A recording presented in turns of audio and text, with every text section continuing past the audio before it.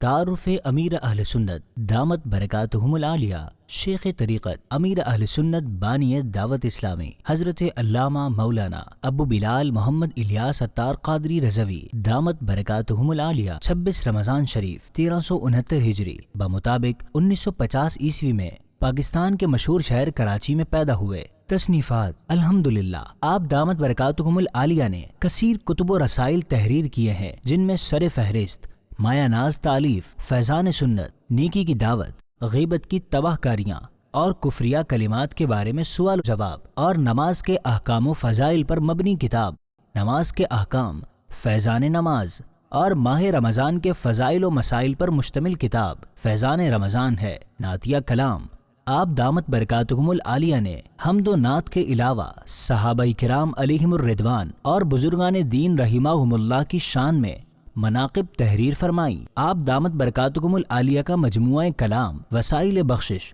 سینکڑوں اشعار پر مشتمل ہے۔ زیارت حرمین طیبین 1400 ہجری بمطابق 1979 عیسوی میں پہلی بار سفر مدینہ کی حاضری کا پروانہ ملا، اور اب تک کئی بار آپ حج اور سفر مدینہ کی سعادت پا چکے ہیں۔ بیعت و خلافت اعلیٰ حضرت رحمت اللہ علیہ سے بے حد عقیدت کی بنا پر آپ دامت برکاتہم العالیہ نے خلیفہ اعلیٰ حضرت قطب مدینہ حضرت علامہ مولانا ضیاء الدین احمد مدنی قادری رضوی رحمت اللہ علیہ کے دست حق پر بیعت فرمائی۔ آپ کو دنیا اسلام کے کئی اکابر علماء و مشائخ سے خلافت بھی حاصل ہے، جبکہ آپ کو چاروں مشہور سلاسل قادریہ، چشتیہ، نقشبندیہ اور سہروردیہ کی خلافت و کتب احادیث وغیرہ کی اجازت بھی حاصل ہے۔ دعوت اسلامی کا قیام آپ دامت برکاتہم العالیہ نے 1980 عیسوی میں عاشقان رسول کی دینی تحریک دعوت اسلامی کی بنیاد رکھی، جس کا مقصد ہے کہ مجھے اپنی اور ساری دنیا کے لوگوں کی اصلاح کی کوشش کرنی ہے، اور آج دعوت اسلامی کا پیغام دنیا بھر میں پہنچ چکا ہے،